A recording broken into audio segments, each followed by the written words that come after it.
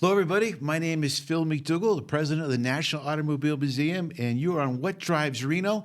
And if you're not familiar with, we're at the National Automobile Museum, and we are located at One Museum Drive, right on the heart of Reno. Today, I have a special guest. His name is Tony Crescimanno. Did I get the name right? Right. I should have said it a little bit more of an accent. Crescimanno. That would have been better. But you did just fine. I did okay the first time. Liked it. So Tony is not only one of our Driving Force Club members, and if you're not familiar with that, it's an exclusive club we have at the National Automobile Museum. We get together once a quarter at a minimum and do some really special things. Like actually next week we're going down to Jay Leno's collection, and we do a lot of fun things. But he's also the ambassador for Drive Towards a Cure. See, I said I wasn't going to say it wrong. Toward a Cure. Toward a Cure. I think it's my Boston accent that kind of adds, a little bit more to it. So, Tony, welcome very much. Thank you very much for coming. Welcome to the show.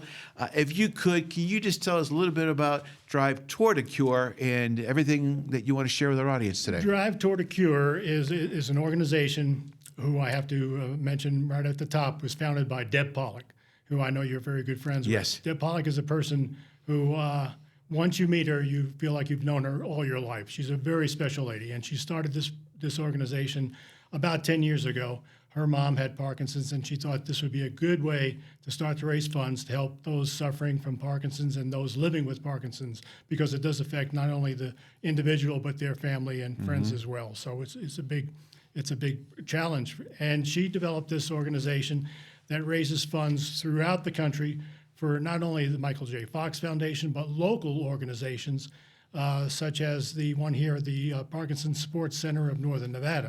And she raises funds not only through her organization, but through organizations that she sponsors. There was another group that I was involved with last fall called the Sierra Nevada Drive for Parkinson's, and that benefited the group down in Douglas County. And we had the support of the Drive Toward a Cure organization in using their website for members to sign up for the program. And we raised in that event over $7,000. That's great. And those funds were evenly distributed between the Parkinson Center of Northern Nevada and the Douglas County Parkinson Support Group. So Drive Toward a Cure likes to be involved with local organizations and will give as much help as they can give to make those events successful. No, that's great. So I see your logo on there, on your shirt. So this is really for Deb, because you just said Deb is passionate, Deb is caring, and so much more. She is really one strong person to get things done, and she's passionate about something. She's going to give everything she can. So, Deb, this is to show that I am passionate too. So I am wearing the logo proud and true here for you here today on my shirt underneath it. Great. This is my best thing I can do for That's being awesome. Thanks. Glad to have you on board, Phil. No, we're very, very passionate. We love it. Last year, we kicked off the first Music in Motion event here, and that was a great success. And again, she had some amazing people here. Rashida Ali was here, and we'll get into that later on. But right now, if you had to tell our audience one thing about the organization, or one thing you want them to know, is there one or two things that jump up the top of your mind? Because obviously, awareness and money to support them, but is there anything else you want them to know today? One thing that I think is very important is everyone involved with the Drive Toward a Cure organization is a volunteer. There's no paid member of the organization, including Deb, and all the funds that are raised through Drive Toward a Cure organization gets dispersed where it's needed amongst the Parkinson's groups throughout the country. Yeah. You don't filter 90% of it like a lot of charities do. I know that, yes, sir. Exactly. It goes to the organization, and I know Mindy, she's local here. What is her title in the office? She's the director of the Parkinson Center of Northern Nevada. And she is passionate also. Absolutely. She gets it done. And people don't realize, they think, oh, well, Parkinson, the Michael J. Fox, they're just huge. They have all these resources. No, you don't. You need it for every area. You need to keep that awareness up. That's exactly right. Michael J. Fox Foundation and the Finney Foundation too are the largest organizations, and they use most of their money for research to try to find, if not a cure, a way to prevent it from happening. And yourself, you just recently learned in the last few years. I was diagnosed with Parkinson's 2 years ago, and realized now that I was living with Parkinson's for 2 years prior to that. So I've had Parkinson's for about 4 years. And it's a very difficult disease to diagnose because there is no test for it. Yeah, they're working on a possible blood test or spinal tap to be able to identify the cause or the reason why an individual is suffering from Parkinson's. But basically, dopamine production in the brain starts to diminish. And dopamine is the conduit for all signals coming from the brain to the various parts of our body. Some of the things that we have to live with Parkinson's is the control of our swallowing or walking. It's often said that people don't die from Parkinson's, but they die with Parkinson's. The biggest danger that we have is falling down. And the reason I became aware that something was not functioning properly in my body is my upper body would move before my lower body. And it felt as though my shoes were glued to the floor. And after seeing a number of doctors, I was finally recommended to see a neurologist. And I was very lucky to find a neurologist who was very experienced in Parkinson's and was able to help me tremendously. Great. And you're taking that knowledge and that experience. You're just like Deb. Let's get in there and see if we can make a difference in the community and create awareness. It makes a big difference.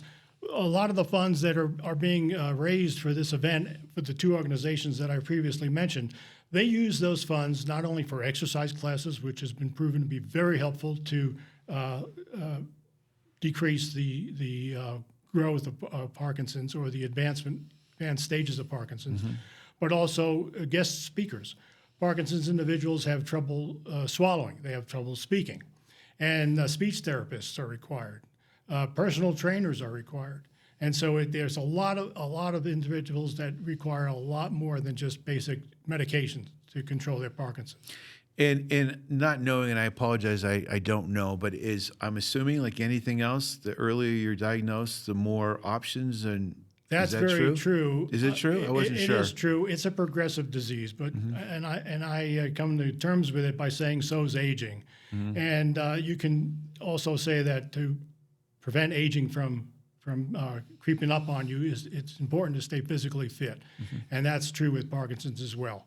And it's been proven to slow the advance of Parkinson's in individuals if they take their medications and, of course, exercise regularly. Great. Well, for those people who are watching here today, besides the awareness, besides like I didn't know, I forgot. I thought that there was a test for it. Didn't realize that. Is there one thing that you want to share with people watching today that might be a misconception or something that if they know somebody that they suspected, anything like that you want to make sure people are watching? Because most people don't know. They don't get into the details. They see a promotion. They might actually probably know somebody, or I think most people nowadays know somebody or know somebody that knows somebody that's been diagnosed with it. There is something that's been coming to light now, that there is an increase in the number of people with Parkinson's in relation to the use of pesticides and herbicides. They're thinking there might be something there that's causing the Parkinson's in individuals, but there is no real one cause. And if you meet a person with Parkinson's, you've met just one person with Parkinson's. There are some similar symptoms amongst us, but very often it's different, and it's different levels and degrees of Parkinson's. All right, so thank you for coming on the show and giving us a little bit of overview, because I just think that before we wrap up, I want to give a website and maybe some telephone numbers that we can get a hold of Mindy or someone else for more questions, or how they can get involved, make a donation. Sure. But one of the things I know of is Music in Motion. So we're very grateful and blessed to be able to host the first one here with Deb and the organization. And that was a lot of fun. We had a Rashid Ali here and just a whole bunch of great entertainment, and it was a fun time. I agree. But I can tell you, knowing Deb and Mindy, I guarantee you the one that we have planned, or you have planned, on April 5th here at the National Automobile Museum is just going to be even a step greater. So can we touch base on that? It's enhanced, greatly enhanced. Now, the first Music in Motion event that we had here last year was super. It was in the evening, and we had a great turnout, and we had some wonderful people volunteering their time. Rashida Ali was here, of course, and Deanne Brown was here. Yeah. Shelby Hall was here as well. And I have to mention Kelly Telver, artist renowned, just a super individual. This year it's going to be a daytime event, as you mentioned earlier, April 5th from 12:30 to 4:30. It's titled Music in Motion 2.0 because it's our second year doing this, and it's going to be indoors and outdoors as well. Yeah. We're going to be showcasing all the vehicles that are in the National Automobile Museum. 240 of them. Yeah, in a great location too, and there'll be cars entered in a contest too for Best in Show, and that'll be judged by Hagerty's, who's one of the sponsors of the program for us. Great partners in the museum as well. There'll be food trucks, there'll be ice cream, candy, and lots of treats. Kelly Telfer is an example of some of his work. This is an artist who has a studio. How can I show this? Yeah, I think right there. Perfect, right there. In Sonoma, California. And he gave away these prints last year. This is a print of Phil Hill, the first American to win the Formula One Grand Prix championship. And what's so important about Phil Hill suffered from Parkinson's as well. So there's a lot to be said about individuals with Parkinson's and what they were able to accomplish, because even though I said I was diagnosed 2 years ago, it generally is in our bodies for a period of time well before then, well before the diagnosis. But getting back to our event here for April 5th, there'll be many prizes that are going to be awarded. It's going to be a fun event. Weather should be good April 5th. We'll just keep our fingers crossed. Well, it doesn't matter, good or bad. You know, we have 105,000 square feet here. So I want to encourage people, because if the weather does take a turn, do not stay away. Come and visit us, because, you know, we have plenty to show, and all the activities and events, the raffles. You mentioned Kelly. Now, I got to give Kelly a little plug, because I've known Kelly for a while, and I introduced him to Deb. I was going to joke with him and say, the one thing I need Kelly to do is just come out of his shell. So, Kelly, you just learned to come out of your shell. No, Kelly is an extremely generous, good-hearted man. I don't want to get a big head, but one of the nicest people I ever met. Absolutely. One of the greatest sense of humor, and one of the most talented artists. So at a National Automobile Museum, down the hallways, you'll see huge portraits. And in our stores, we have all of his art. And he's going to be doing some live art painting here as well, you said? Yes. So that's great. Just the entertainment alone, the interaction with Kelly, is you got to come down just to do that. Absolutely. Because he is passionate about it. And some of the art that he's created for us, custom art, is spectacular. Yeah, he's a great individual. We had a good opportunity to visit his studio last summer, and he was just the most gracious individual. Of course, we were there for our fundraiser to raise funds for the Parkinson's group, and he just couldn't be more helpful to all of us. Just a super individual. And you mentioned Hagerty. Hagerty is a great partner with the National Automobile Museum. They've come up here and done some show and shines. They've been a great, and you know, it's a natural fit, right? Yeah. It's a natural fit for everybody. So what else? I know there's a Rocksteady boxing demonstration that's going to take place. That's very good. One of the things that's very good for Parkinson's is boxing.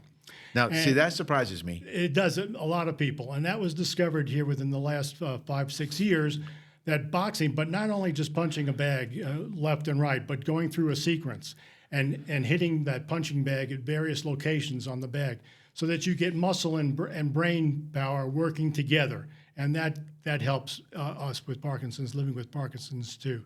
Great. What else about the show or the event that you want? There's a virtual element to it as well? There is a virtual element. Right now, it's not official, but Linda Ronstadt is planning to have a virtual video for us to see during that event too. If that works out, that would be amazing. It would be. And she's suffering from neurological disorders too, although that's not Parkinson's. But again, any of the fundraisers that we have, we welcome any individual with neurological problems, because they're very, very hard to diagnose, because, as I said, there's just no one standard test. So they'll be there. We've got passports that'll be set up so that individuals who come to the show will get their passport stamp for each gallery that they visited during the program, indoor and outdoor as well. It's a fluid day. You're not in for one particular thing, and in and out. You come in throughout. What are the hours again? 12:30 to 4:30. 4:30 all day long. Come and go. We have everyone from the community. We're inviting them to come down and buy a ticket and support the organization, because all the money goes to the organization, and that gets dispersed to the local organization. Yeah. And Dr. Deanna Brown is going to be there as well. Yes. And for those who don't know, everyone know who she is? James Brown's daughter. Yes. And Godfather of Soul. And she was here last year as well. fantastic, So that's great. fantastic woman. Great stories to tell. And the other individual who will be here is Shelby Hall. And for those of you who don't know who Shelby Hall is, she is the granddaughter of Don Hall, who was the Baja champion, won Baja more times. Rod than Hall. just- Rod Hall. Excuse me. Won Baja more than any other racer. And she has followed along in her grandfather's footsteps. And she is an accomplished racer herself with multiple successes. And she has a driving school, and one of the prizes for this event will be a day with Shelby learning how to drive the Baja. I had the pleasure of meeting her when she was here last time. So, Shelby, if you're watching this, Shelby Hall. I could not say her name for the life of me. I had to do like 5 cuts. And so she's like putting her head down, like, is this guy real? He couldn't even say my name. And every word was coming out wrong. So I practiced all day long just to make sure I got it right this time, Shelby. Another good lady, too. Oh, she's outstanding. These women give so much of their time and of themselves to promote our causes and to help us out. And the money is put to very good use.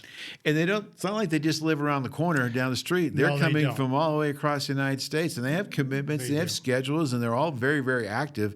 So that's a huge contribution. And an important part, I'm going to probably say it a couple more times, is that Cindy and Deb volunteers yourself. Exactly. Volunteers. And that's an enormous undertaking. We're just trying to balance our normal everyday life. But to do all this, and I know that Deb is on the phone, dialing for dollars, and it's really relationships because she's so well thought of that absolutely. people call up, Deb, sure, I'll help you out. She had Vanessa Williams here last year. She had Rashida Ali here last year. And if she's just great. People respect her, and they understand it goes to a great cause. Now, you mentioned Vanessa Williams.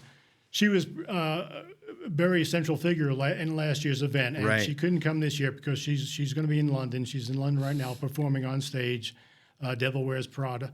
But I believe we're going to have a stream of her so that we'll be able to see her in the auditorium during the event. Again, very passionate. She flew all the way out because of her relationship with Deb and others absolutely. there. But it's a great cause. We talked about the event, Music in Motion. It is going to be 2.0, April 5th again at the National Automobile Museum. And the website, do you know off the top of your head, the website people go to? Yes, drivetowardacure.org, and just select events, and it'll lead you to the site for this year's event here at the museum. And it'll give you all the information for signing up. Okay, and we have Hagerty there. We have Telfer there. Bring a Trailer is also Bring a a Trailer is sponsor. going to be there. Is great. Anyone else? Yes. Show and Shines are going to be doing it in the parking lot. We have, I'm sure there's just a lot of people. It's going to be on the website. And if I'm forgetting somebody, I everything's listed. apologize. I'm Brothers gonna Garage is sure. going to be there. Adobe Road Winery. There's going to be a wine tasting. Oh, great. Now, Deb's always liked to tie in celebrities with automobiles as well. And Rashida Ali tells a good story about her father, who had a favorite car, which happened to be a Rolls-Royce Corniche. And whenever he had to move, he made sure that car went with him. And but his second favorite car, and I thought was amusing, was an Alfa Romeo Spider. And just the thought of Muhammad Ali driving in a little red Alfa Romeo Spider was something that I really enjoyed. I happen to own one, and it made it special. Very to me. special. Yeah. I had the pleasure of meeting him. I said on one of the other shows on an airplane, and he was the most gracious man ever. Signed papers, did stories, wrote some stuff for my son. He was very gracious. And Rashida, I picked her up at the airport for the last one. Just a really quick thing. So I'm picking her up at the airport. Deb said, go do it. She gets there and she goes, how am I going to know who you are? And I go, you're going to know. I pulled up in the Ghostbusters car, blaring the music. And I go, I don't know how this is going to go. She just smiled, laughed, and I had the big protein pack things, or whatever, the proton packs in the back. And she goes, I go, you want to put it on? She goes, yes. So right there in the sidewalk, That's great. she put on the whole Ghostbusters outfit. She put the pack on. She was interacting with people. And that from beginning to end when she got here at the event. So she's top notch as well as her father was. A lot of people will think because Muhammad Ali was involved in boxing and got a lot of hits to the head that brought on his Parkinson's, and that we know is not the cause. if you'll remember, he was present at the 1996 Olympics Right. in Atlanta. And he was asked to do that and was reluctant because in his later years, he was a little embarrassed about the tremors that we all develop over time. And but it was Michael J. Fox who encouraged him, please get out there. The more people are aware of Parkinson's, who have Parkinson's and dealing with Parkinson's, the better it is for all of us. Yeah. And he did it. He did it. And I remember that clearly. Yeah. That was very emotional. And he just, if nothing else, he created a lot more awareness than anybody could have done. Yeah. I thought it was a very heroic display. Okay. And the man deserves the title, the greatest. Yeah, that was awesome. Well, before we wrap up, is there anything that you'd like to mention and share with the group here today that we haven't covered already? Yeah. Okay, you good. said you were going to ask me what my first car was, and That's right. Oh my gosh! I usually start off with that at the very beginning. Yeah, well. So good. So we're going to save it for the best for last then. So tell me, what was your first car? I graduated high school. 17 years old. I was going off to college. My dad said, you're going to need a car. And I said, all right, I think I'd like to get a Camaro. And he said, okay, we'll get you a Camaro. Well, the Camaro came in. It was a 1971 Camaro, a 350 cubic inch V8 with a 3-speed manual transmission. Transmission. New. I was a little fortunate there. My dad was generous. But I never drove a stick shift before. And so we went to the dealer and picked up this car. And my dad said, okay, yeah, drive it home. And it was my first experience with a stick shift. And after about an hour, I guess, of some grinding of gears, I managed to figure out how it was done. But it was a car that I kept all through college, and that's a fond memory of that vehicle. Boy, I bet you like to have that in that new condition right now. I would. We're looking to set up a muscle car exhibit, and that's one of the ones that we're looking for right now, a stock car like that. But, you know, that's a nice first car. Mine was like a Pinto, I think. Okay. One thing I do want to mention is that this auto museum is really a treasure for Northern Nevada and Reno especially. And every time I've come here, and I try to come here at least once a month, I always find something unique, something new, and something different. The showcase that you have right now, especially with the F1 cars, is a highlight. Adam Carolla's cars with Paul Newman's collection, just super. So I can't say enough about the museum. Thank you for helping us. Your support means everything to all of us suffering from Parkinson's. Well, likewise, it's a great organization. We do anything for Deb and the whole team down there. And thank you for mentioning the museum. For those of you who have not been here, again, it's from the very first car down to Herbie the Love Bug. You know, we got 240 cars, 105,000 square feet. The key is for those watching that are local, if you haven't been here for a while, you haven't been here, and things have changed significantly. Very true. So we have, you mentioned Adam Carolla's, Paul Newman's personal collection, the F1 collection. Just yesterday, we got in the Fast and Furious, the actual Fast and Furious cars from the movie series. They came in. I had the Tokyo Drift car coming tomorrow. Lowrider exhibit. Our goal is every 60 to 90 days to bring in something new so it's fresh. No one wants to go to the same place to see the same thing over and over. I mean, same car, the same spot. You want to get something fresh. So to the degree we can help you and create awareness, and appreciate your support and your kind words to the museum. Oh, you're very welcome. Thank you so much. All right. Thank you, Tony. Thank you very much. For those of you who have not been here, please come visit us at www.automuseum.org, and we'd love to have you give you a little tour around the museum and check out what we're really, really proud of here in Reno, Nevada. Thank you.